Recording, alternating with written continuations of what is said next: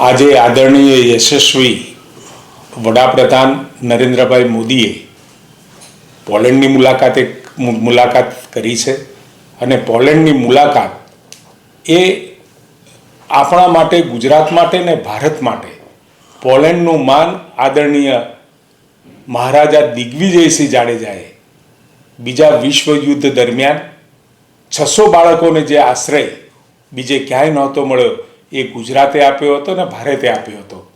એના કારણે આજે પણ પોલેન્ડ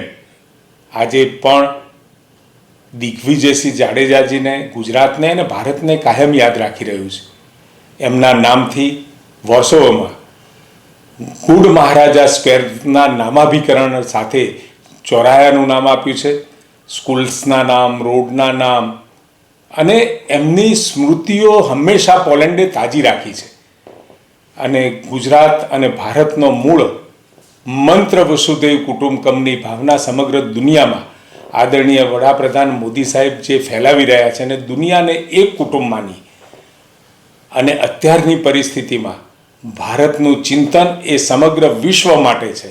એ સંદેશા સાથે આજે પોલેન્ડની મુલાકાતે છે ત્યારે આપણા સૌ માટે, ગુજરાત માટે અને ભારત માટે ખૂબ ગૌરવનો વિષય છે કે જે સમયે સંકટકાળમાં કોઈ હોય તો ભારત એને આશ્રય પણ આપે છે.